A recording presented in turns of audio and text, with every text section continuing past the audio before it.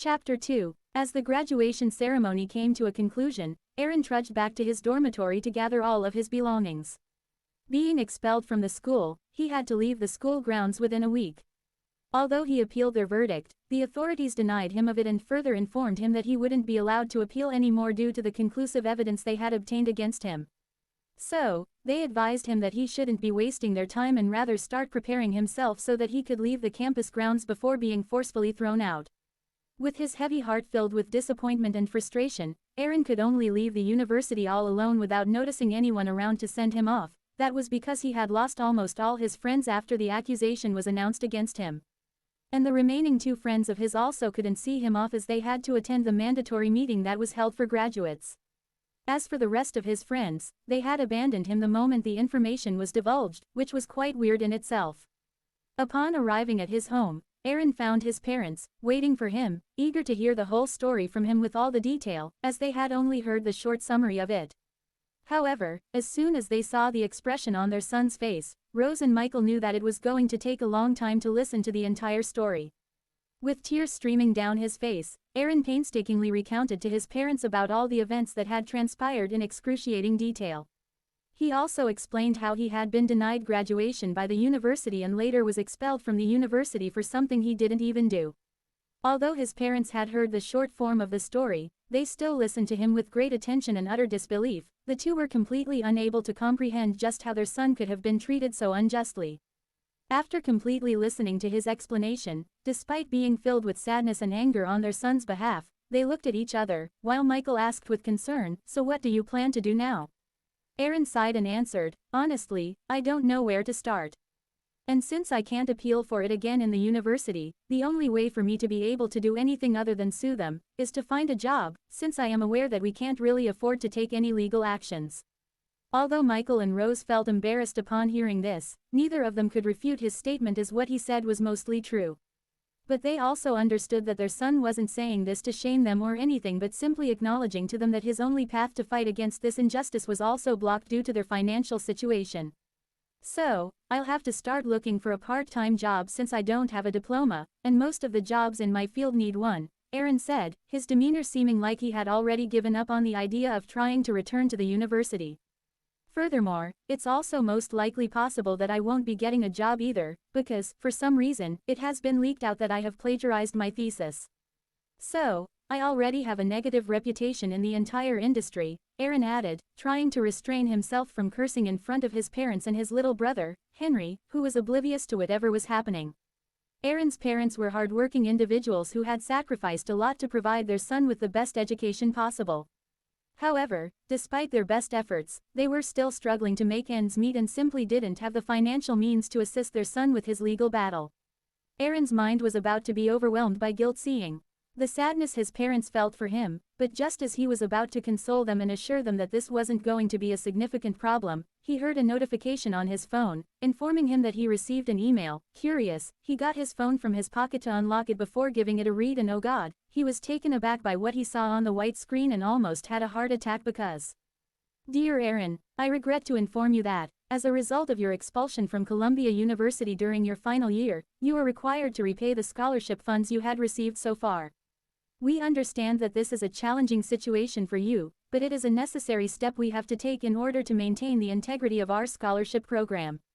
We have come to the conclusion that the total amount of your disbursed scholarship funds for the academic year will need to be repaid all at once. We understand that this may create a financial burden for you, and we want to work with you to find a repayment plan that is feasible and manageable given your circumstances. Please contact our office as soon as possible to discuss the repayment options and to initiate the process of returning the scholarship funds. We will work with you to make this process as smooth and efficient as possible. If you have any questions or concerns, please do not hesitate to reach out to us. We are here to support you and help you through this difficult time. Sincerely, Stephen Brock, Scholarship Program Coordinator. Closing square bracket. Noticing their son's face suddenly turning deathly pale, Aaron's parents got scared, while Rose asked with worry, "Aaron, what's wrong?" However, Aaron wasn't able to hear her question since his mind was already occupied while calculating the amount of money he had received during these 4 years of scholarship. The estimated cost of attendance for an undergraduate student in an academic year, including the tuition, fees, room and board, books, and other expenses, was approximately $61,500 per year. This means that he had to pay the minimum sum of $246,000 more or less for a 4-year undergraduate degree. He almost fainted after completing his calculations because he knew he was in a fucked up situation for the next few years until he repaid everything.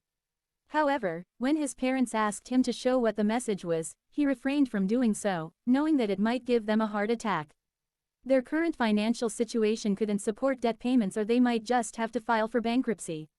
So, he only told them that the email was about the confirmation of his expulsion, which was also why he became paler, and that nothing else was wrong. Although the two understood that he was lying or not telling the whole truth, they didn't insist on it and left him alone, knowing that he was currently immensely stressed and there is no need to pile more on top of it. While Aaron was sleeping soundly. That is if you could count sleeping by using sleeping pills. Aaron lay sound asleep in his bed, exhausted from the emotional turmoil he had to go through for the past few hours. Also, the humongous debt that had been dropped on him while he was still stressed. Recovering immediately when you suddenly find that you have $250,000 in debt without any warning was impossible. For the current Aaron, life was really stressful. He really wished he could rewind time and change whatever was causing this. That was if he knew what caused it, but he will find it, and when he finds it, he will. While Aaron was soundly sleeping, a strange object suddenly appeared in space. It hovered briefly before it was pulled towards the Earth by the planet's gravity and descended into the atmosphere. And to everyone's amazement, if someone was even capable of witnessing it, although the object was falling at an intense speed, it didn't cause any ripple during its fall at such a distance due to its small size and its terminal velocity, which wasn't really surprising. It passed right through buildings and trees effortlessly as if they simply didn't exist. Eventually, it landed directly on top of Aaron's head and passed through it. However, the next moment it didn't emerge on his chin or elsewhere.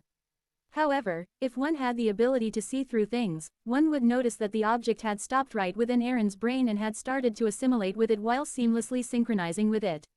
The assimilation was going on smoothly without any problem until Aaron abruptly woke up, only to faint immediately.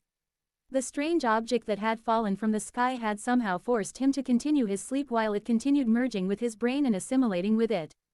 While the assimilation was taking place, some parts of the object were integrating with Aaron's nervous system, while some parts were mingled with bone marrow, and there were still some which dispersed throughout all the parts of his body. However, even then, almost half of it remained covering almost all of his brain, mimicking the functions of the specific regions of the brain it was assimilating. Ding. System assimilation in progress, 0.10%, 0.30%, 0.50%, 0.99%. The message was sent to Aaron's brain, but he couldn't perceive it since he was currently forced into a comatose state for his sake. If not, he would have experienced excruciating pain throughout his body and would have wanted death for himself or the world. 99.999999999%, 0.100%. Once the progress number reached 100, all the parts of the object in Aaron's body ceased making any movements as they also started to continue acting to function identically as the areas of Aaron's body they were currently assimilated in. System assimilation completed. Again, the message was sent to him, but like before, Aaron didn't hear it either. Examining and analyzing host's body. Analysis complete. Examining and analyzing the host's existing environment. Analysis complete. ERORRERORRERORRERORRERORR. Existence of magic energy confirmed. The user's body and similar currently existing life forms on the planet have not evolved for magic use. Due to the system's current limitations, system can't help the host's body handle magic, looking for a solution. Request solution and upgrade. Since Aaron's body, or like anyone's body on Earth, hasn't evolved to be able to wield magic, the system sought requests for upgrading options and permission for upgrading the user's body to be able to use magic abilities. However, error %%. Main server connection unavailable. Unfortunately, the main server that would have helped Aaron's body to be able to wield magic was not present in this universe, denying him a you shall not pass moment for Aaron. That would have been pretty cool though. Retry. Error %%. Main server connection unavailable. Retry. X 10 sextillion times requested. Man, that piece of shit was persistent like damn. I mean, if you try something a billion times and it fails, just give up, man. Have some dignity. Activating missing server protocol for upgrade. Oh, looks like someone smart made this, thank God. Request solution and upgrade from embedded local system.